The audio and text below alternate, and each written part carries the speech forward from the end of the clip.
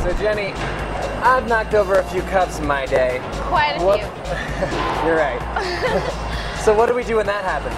Well, when that happens, we call them fumbles. The most important thing to remember is always fix your fumbles when they happen and never give up. Never. Now, there are 3 common types of fumbles. The first fumble is when your top cup tips over or falls onto the surface of your stacking. Yeah, That's called a tipper. Oh, a tipper, okay. I was going to say, I've mastered that one. The second type of fumble is when a cup slides onto another cup. That's called a slider. Makes sense. I'm sure I've done that.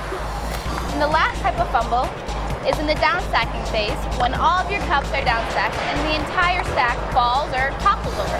That's called a toppler. I would never okay, usually when I knock it over, it goes straight off the table. So.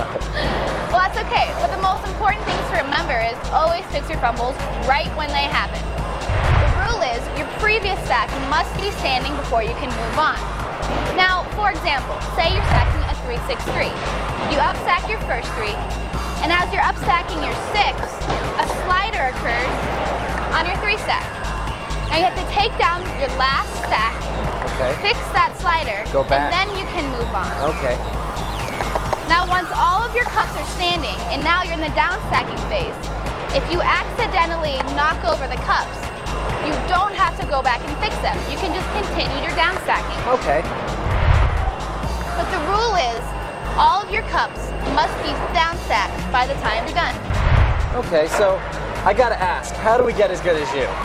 Well, first you want to practice on your own to improve your speed stacking skills. And then you can move on to more challenging races. You can actually learn more about those races right here on this DVD. So now seems like a pretty good spot to take a break and maybe get in some practice. That's a great idea. So go polish up on those stacking skills and meet us right back here for the coolest stack in the sport today.